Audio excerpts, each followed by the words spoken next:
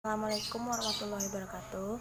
Perkenalkan, nama saya Mia Utari, NPM 18030. Di video kali ini saya akan membahas proposal penelitian saya dari bab 1 sampai bab 3. Langsung saja ke video berikutnya. Alasan saya mengangkat judul penelitian Disiplin Kerja dan Lingkungan Kerja terhadap Kinerja Karyawan PT SA Muara Timpe Padang Lawas Kabupaten Dharmasraya pada tahun 2020. Alasannya karena dari hasil wawancara di lokasi penelitian saya mendapat bahwa masih banyak karyawan yang kurang disiplin dalam pekerjaannya.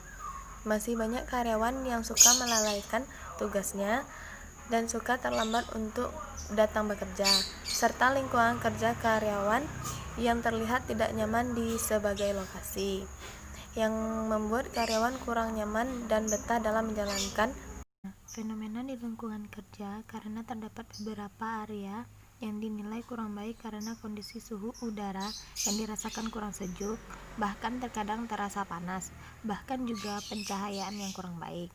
Fenomena disiplin kerja karena sering terjadi karyawan yang suka datang tidak tepat waktu, tidak mengikuti briefing sebelum kerja, pulang kerja sebelum waktunya pulang. Jurnal pendukung yang saya ambil yaitu yang pertama Pandu Sri Kandi Sinaga 2018 yang berjudul Pengaruh Kompetensi dan Disiplin Kerja terhadap Kinerja Karyawan PT Perkebunan Nusantara 4 Persero Medan. Faktor-faktor penyebab yang mempengaruhi variabel Y yaitu kinerja karyawan menurut Metis et al. 2006. Yang pertama, kuantitas dari hasil pekerjaan yang dapat dikerjakan oleh seseorang dalam waktu 1 hari kerja. Latar belakang, karyawan mempunyai potensi yang sangat besar untuk menjalankan kegiatan perusahaan. Potensi setiap sumber daya manusia yang ada dalam perusahaan harus dapat digunakan dengan sebaik-baiknya sehingga dapat memberikan output yang optimal. Pengertian variabel X dan variabel Y menurut para ahli. Yang pertama, menurut Rifai 2003, disiplin kerja adalah suatu alat yang digunakan para manajer untuk berkomunikasi dengan karyawan agar mereka bersedia untuk mengubah sesuatu perilaku serta sebagai suatu upaya untuk meningkatkan kesadaran dan kesediaan seseorang menaati semua peraturan perusahaan dan norma-norma sosial yang berlaku. Rumusan masalah. Yang pertama, bagaimanakah pengaruh disiplin kerja terhadap kinerja karyawan pada PT SA Muara Timpe, Padang Lawas, Kabupaten Dharmasraya tahun 2020? Tujuan penelitian yang pertama, untuk mengetahui pengaruh disiplin kerja terhadap kinerja karyawan pada PT SA Muara Timpe, Padang Lawas, Kabupaten Dharmasraya tahun 2020. Manfaat penelitian yang pertama, bagi peneliti. Peneliti berharap dengan adanya penelitian ini dapat menambah pengetahuan, wawasan, serta sebagai bekal dalam menerapkan ilmu yang telah diperoleh di bangku kuliah dalam dunia kerja yang sesungguhnya. Dan kinerja karyawan menurut Budi Setiawan dan Waridin tahun 2006. Kinerja karyawan merupakan hasil atau prestasi kerja karyawan yang dinilai dari segi kualitas maupun kuantitas berdasarkan standar kerja yang ditentukan oleh pihak organisasi. Indikator kinerja karyawan menurut Anwar Prabu Mangkunegara 2009 diantaranya sebagai berikut. Kualitas kerja adalah seberapa baik seorang karyawan mengerjakan apa yang seharusnya dikerjakan. Yang kedua, kuantitas kerja adalah seberapa lama seorang pegawai bekerja dalam 1 hari. Pengertian disiplin kerja menurut Sedar Mayanti Dalla 2015. Kedisiplinan merupakan fungsi operatif manajemen sumber daya manusia yang terpenting karena semakin baik disiplin pegawai, semakin tinggi prestasi kerja yang dapat dicapainya. Tanpa disiplin pegawai yang baik, sulit bagi organisasi mencapai hasil yang optimal. Indikator disiplin kerja menurut Bejo Siswanto 2010, yang pertama, frekuensi kehadiran merupakan salah satu tolak ukur untuk mengetahui tingkat kedisiplinan karyawan. Hubungan antara variabel X1 dan variabel Y. Hubungan antara X1 yaitu disiplin kerja dan kinerja karyawannya adalah variabel Y. Dalam rangka menjalankan tata tertib dan kelancaran pekerjaan karyawan diperlukan suatu peraturan dan kedisiplinan. Menurut Sastro Hadiwiryo 2002, lingkungan kerja adalah suatu kondisi, situasi, dan keadaan kerja yang menimbulkan tenaga kerja memiliki semangat dan moral atau gairah kerja yang tinggi dalam rangka meningkatkan produktivitas kerja sesuai dengan yang diharapkan. Penelitian terdahulu yang pertama, Cahya Widuri Wulan 2009, judulnya Pengaruh Lingkungan Kerja, Stres Kerja, dan Motivasi Kerja terhadap Kinerja Karyawan di studi empiris pada kantor regional PT Bima Palma Nugraha. Dengan antar variabel disiplin kerja terhadap kinerja karyawan, Sedar Mayanti Dalla 2015. Kedisiplinan adalah fungsi operatif manajemen sumber daya manusia yang terpenting karena semakin baik disiplin pegawai, semakin tinggi prestasi kerja yang dapat dicapainya. Hal ini menjelaskan semakin baik disiplin kerja karyawan, maka akan semakin meningkat pula kinerja karyawan dalam sebuah perusahaan serta dapat mencapai tujuan perusahaan secara optimal. Yang kedua, lingkungan kerja terhadap kinerja karyawan. Menurut Simora 2005, mengemukakan bahwa lingkungan kerja merupakan tempat di mana pekerja melakukan kegiatannya dan segala sesuatu yang membantunya di dalam pekerjaan. Hal ini menjelaskan semakin baik lingkungan kerja, maka semakin baik pula kinerja karyawan dalam perusahaan sehingga dapat mencapai suatu tujuannya. Kerangka konseptual. Menurut Sugiono tahun 2012, kerangka konseptual merupakan sintesa tentang hubungan antar variabel yang disusun dari berbagai teori yang telah dideskripsikan dan hasil pemikiran yang bersifat kritis dalam memperkirakan kemungkinan hasil penelitian yang akan dicapai. Dengan demikian, dalam rangka penelitian ini dikemukakan variabel yang akan diteliti, yaitu disiplin kerja dan lingkungan kerja. Hipotesis penelitian menurut Sugiono 2012. Hipotesis merupakan jawaban sementara terhadap rumusan masalah penelitian.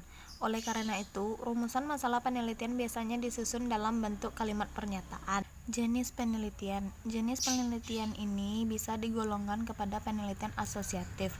Menurut Sugiono 2009, penelitian asosiatif adalah penelitian yang bertujuan untuk mengetahui pengaruh atau hubungan antar variabel bebas terhadap variabel terikat dan seberapa eratnya pengaruh atau hubungan itu kedua variabel tersebut. Tempat dan waktu penelitian. Lokasi penelitian ini dilakukan pada PT SAK Muara Timpe, Padang Lawas, Kabupaten Dharmasraya.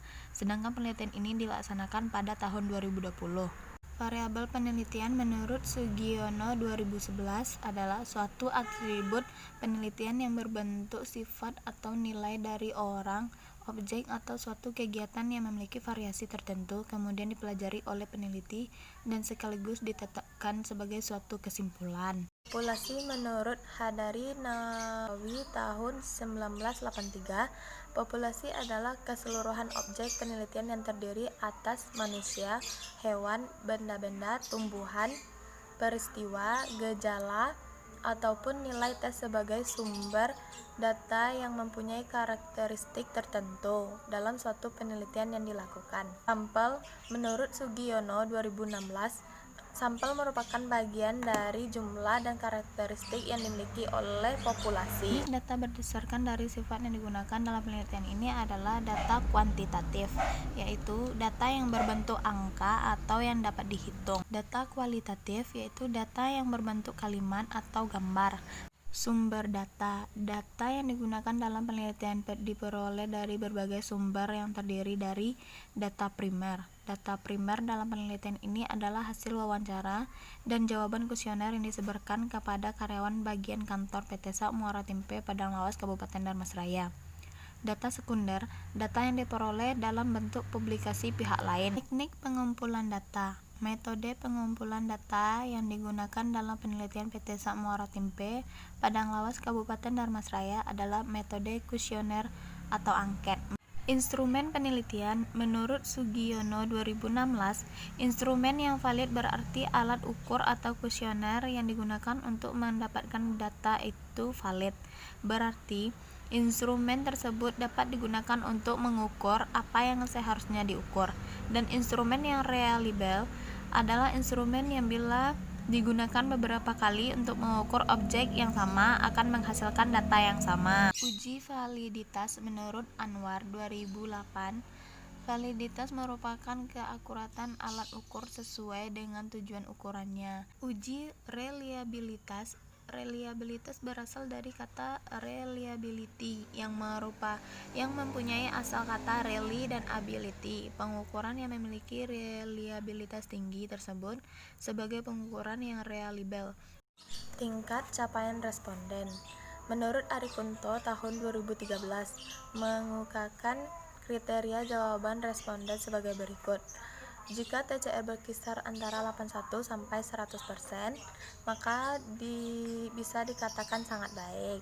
Jika TCR berkisar antara 61 sampai 80,99%, dikatakan baik. Teknik analisis data merupakan kegiatan setelah data dari seluruh responden atau sumber data lain yang terkumpul menurut Sugiono 2009. Uji asumsi klasik. Sebelum dilakukan analisis data menggunakan regresi berganda, maka perlu dilakukan asumsi klasik. Pengujian asumsi klasik diperlukan untuk mengetahui apakah hasil estimasi regresi yang dilakukan benar-benar bebas dari gejala heteroskedastisitas, multikolinearitas, dan normalitas. Uji regresi linear berganda. Regresi merupakan suatu pendekatan yang digunakan untuk mendefinisikan hubungan matematis antara variabel-variabel bebas X dengan variabel terikat Y.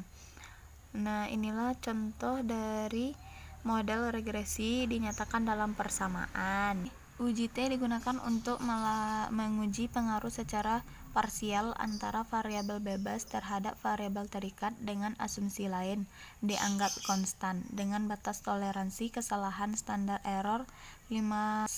Uji F digunakan untuk menguji pengaruh secara simultan antara variabel bebas terhadap variabel terikat dengan asumsi variabel lain dianggap konstan dengan batas toleransi kesalahan 5%. Uji determinasi.